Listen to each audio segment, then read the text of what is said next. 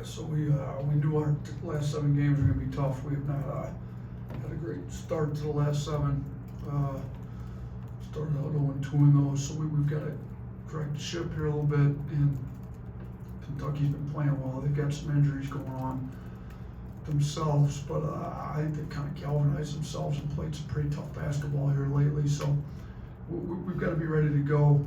And we've had an issue with our starts to games. You know, started out 9-zip against Auburn, 12-zip against Missouri. You know, we've addressed it.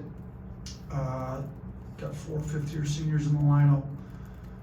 We've tried to make sure they got their legs back up under them. We even before we had all the travel issues yesterday, we decided not to practice yesterday, just to try to get their legs back, make sure that it's not a physical fatigue matter with the starts of these games. So didn't practice yesterday, went super light today, and with the goal in mind to get them recharged physically, mentally, see if we can have some better starts to these games. So we've got Kentucky now. As I thought the last home game, crowd was unbelievable. We need it again. We are still a top 4 team fighting for NCAA tournament seeding, fighting for SEC tournament seeding, and you know, with an outside chance to still play for an SEC regular season championship, you know, depending on what else goes on elsewhere in the league. It's a little disappointing that we're not in full control of our own destiny anymore, but told the guys it's a sign of maturity to see how you respond to some adversity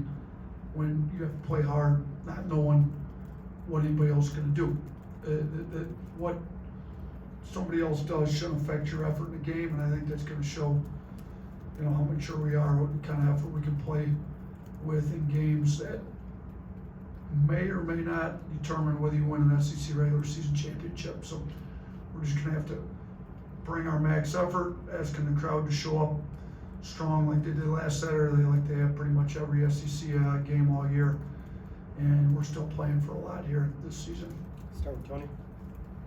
We've obviously seen Grant play a lot better than he has. Just what have you seen from him lately? And then also this last time out against Kentucky, or his last game against Kentucky, is probably his best game of the year. So can you kind of recapture that maybe? Yeah, we've definitely noted that. I think he had 19 at the half last time we played Kentucky. I agree, it's probably the best he's looked all year. It'd be great if we could get that Grant back. I mean, he just came out that game aggressive downhill. So, you know, part of the no practice yesterday, very light practice today, was trying to get his legs back under him, get young blood, get Cliff. You know, I think Mark's been very good. I thought against Missouri that might have been Mark's best game. I mean, he was, you know, obviously he scored it well, but he scored it very efficiently. I mean, he only took 3 more shots than he did against Auburn, and scored double the amount of points. So, and I thought his effort on defense was as good as it's been all year. So, you know, I think Mark's legs are under him. Mark's done a really good job making sure he's ready to go. We got to get these other 3 fifth-year guys' legs back up under him and playing with a lot more pop. And hopefully these last 2 days will do that for him. Blake. Yeah, your shooting splits road versus home. You're shooting 29% from 3 at home and 39% on the road, just with a 10% difference. What do you kind of attribute to that? What do you think some of the reasoning for that is? You know what, I don't have a great answer for that. I mean, there's some, you know, theories that we've talked about a little bit. One of them maybe sometimes less is more. When we're at home, guys are able to get in the gym a bunch. You know, they get their shooting time in the morning, they come back in early before the game. You know, we chart how much they go. Some of our guys are putting too many miles on their legs before a game starts at home. So some of our guys need to eliminate some of the shooting times in the afternoon, probably just get their legs up under them and shoot. That's one theory. Some of it is like, we know we're going into a hostile environment. We know we just got to be tough as nails, and I've attributed this a lot, like just lose yourself in the game. I think when you lose yourself in the game, knowing it's going to be tough, you got to be locked into defense, you got to be making blue-collar plays. I think sometimes the offense just takes care of itself when you're focused on the right stuff. So I don't know which it is. Maybe it's neither of those two, but we're going to try to address both. Get themselves to just lose themselves in the game and make sure we're not overdoing the wear and tear on our bodies on game day just because we have access to a gym here at home either. Kate. You talked about trying to get guys' legs back under them to maybe kind of help with the slower starts, but I guess other than that, you obviously can't ensure it as a coach, but kind of what are you doing to the best of your ability to make sure guys come out ready to go at home tomorrow? Yeah, I mean, we've lightened the load. Today was the latest practice I've had all year. Maybe in a few years here, we didn't practice yesterday. And we had some travel issues coming back. We didn't get back till probably about 5 o'clock last night from Missouri, but due to some weather issues and plane issues up there. But it wasn't the worst because we just stayed overnight in Missouri. They didn't have a super late night. And we were able to get a decent night's sleep and then get back, didn't practice, did all of our video review at the hotel there in Missouri. So really, making sure that we didn't overdo it in practice either yesterday or today, making sure that they get with Clark to get their bodies right. Not gonna overdo it on the game day practice tomorrow. Do the light walkthrough, and it's gonna be up to them to make sure they're mentally ready to go. Johnny. It's your second crack at Kentucky. Obviously, you went up there, you get them back here. From what you studied from them this year, kind of up and down, how do you feel like Mark Pope has done with this team, and what do you expect the second time around? They get a little tape on you this time. Yeah, I think Pope's done a really good job there. Their non-conference was great, and they had a quality win. It really helped the SEC out. They beat Duke. I don't know when the last time he's had everybody fully available, and I think Chris is obviously done for the year, but even kind of like Reitzel's done for the year with us. So I don't even count Reitzel when I count fully available. Like I kind of don't count Carissa, but I don't know when the last time he's had everybody, not including Chris even, when's he had Butler, Robinson, the whole crew. When they've been healthy, they've been one of the best teams in the country. It's hard. I mean, I've been there before, and we've had injuries different years. We've got them this year. I mean, with different guys out, it would have been nice if Darian could have been in every practice. It'd be great to have Houston Mallett, which all right the whole year. So, to the extent that the injuries have happened, I think Mark's done a great job. I think they run really good stuff. I think they even now, with all the injuries they've had, they've kind of galvanized themselves, and he's playing guys that weren't in the rotation at all before, and I think they're playing super hard for him. He seems like a guy that guys want to play hard for. So I think he's doing a good job, but it's sports, and you're usually not as good as you are when you got your full squad. And I think that's what's going on there a little bit with some of the stuff in conference for them. Jonathan. So you lose a couple games, as you mentioned, not in control of your own destiny anymore, but still so much to play for. What has the response been like from the guys after the loss, and how do you hope to see them bounce back, knowing that there still is so much to play for starting Saturday? Yeah, I think some of our guys are very hard on themselves. They're extremely self-motivated. Know they're not playing up to their full capabilities, and it's not a group like I'm going to go in and just go after like. Cause I don't think some of it's that they're not trying to give effort. I think there's another level we can get to for sure with our effort, but some of it I got to do a better job reading them, making sure that their bodies are fresh and ready to go. I don't think we've really overdone it, but with as many older guys and some coming off injuries, Youngblood was out for so long, Grant Nelson, maybe we need to just go a little bit lighter. So I've tried to encourage them, but we've got to get to this level.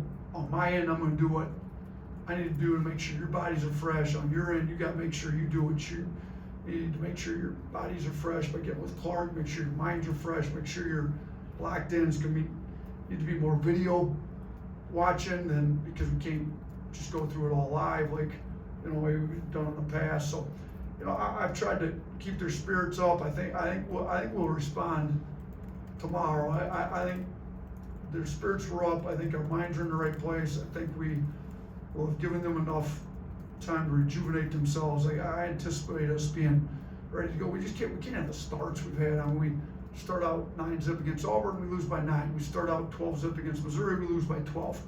I don't think it's any coincidence somebody's trying to tell us something. We got to have better starts.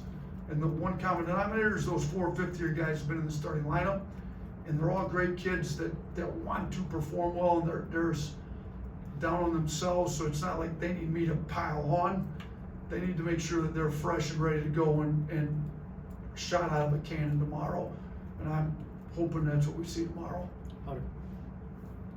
Before the first Kentucky game, you told the team something along the lines of, if you're not planning on winning, you're not getting the plane.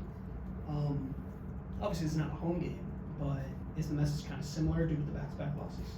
Yeah, I think before we went to Kentucky, that was after our first loss against Ole Miss. Something along the lines, by any means necessary, and if you don't plan on getting a win, just pack all your stuff, because you don't plan on coming back with us. So message was sent. Not sure I can quite say that. A home game, but yeah, we got to come out like we've got our hair on fire, like the season's riding on the line. Because there's a lot still riding on this game. It's NCAA tournament seeding, it's SEC tournament seeding. It's giving yourself a chance to still be in it if things fall certain ways at the end of the year. I mean, 2 weeks from tomorrow, the regular season's over. Like, with all the time and effort these guys have put into being elite basketball players, why don't you put everything you have into finishing the year out the way that you want to finish it out, and then, let's see where it falls. Let's see what happens. But, sometimes national champions aren't regular season champions. 2 years ago, UConn wasn't. Sometimes they're not tournament champions. And, we're still in this thing to win the SEC tournament. We're in it to win the NCAA tournament. We're in it to win every game moving forward, and there needs to be a sense of urgency about this game that we haven't seen in the last 2 games. Jack. Yeah, just going back to Wednesday night, obviously Missouri had 1.4 points per possession in both halves. Just how would you assess your defense from a communication standpoint? What improvements do you need to see there? Our defense hasn't been good. I mean, it hasn't been good for a good number of halves now, but I think some of it's just go back to our fundamentals. Like, what kind of sense of urgency do we have? I think we gave up 27 or 29 points in transition. I don't have it in front of me right now. I believe it was 17 points directly off turnovers. Sometimes our offense isn't helping our defense with the amount of pick sixes we're throwing, and a block shot that leads to a transition play the other way is the same as a pick six turnover. We've got to get our offense to help our defense by stop turning the ball over on live ball turnovers and stop shooting, bad rim reads that get blocked going the other way. 2 is we got to get back to our fundamentals, like our transition D. We got to get back and talk, like you said. What's our communication been? It hasn't been good enough. Like we haven't been good. So we got to get back. We got to get matched up. We got to get our defense set.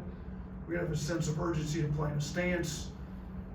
I talked to a longtime friend of mine that's in the NBA that's followed us closely. They've been on All-Star break. He's watched a couple games, and he made the point, like, Coach, sometimes it's just getting back to fundamentals, and I think he's right. It's like, can we guard the ball one-on-one? Can we sprint back, get our defense set, talk, and are we boxing out? How many times are we giving up offensive rebounds because we just miss simple box outs? Like, we don't have to overcomplicate the scouting report. I don't think the scouting report's the issue, to be honest with you. I think it's guys' sense of urgency to execute the fundamentals, to get back, get our defense set, have a sense of urgency to get a stop. I think it's the leadership in the entire program, starting with me, to make sure we're emphasizing the right stuff. The leadership, as it filters down to the fifth-year seniors we have, are they making sure they're ready to go and that the whole team's ready to go, and is everybody willing to sacrifice and be focused on the right stuff? If we get that, we won't be giving up a 1.4. Last one, Tony. Yeah, in the Missouri game, we saw Aiden, Sherrill, and Cliff on the court together. That's not a very usual look. What would you see from it, and is it something maybe we could expect moving forward? Yeah, it wasn't a look that we typically would have. I do think Aiden can shoot enough that if another team puts 2 bigs out there like Missouri had, that they can both guard it. It could work because Aiden can shoot well enough to play on the perimeter, a little more on offense.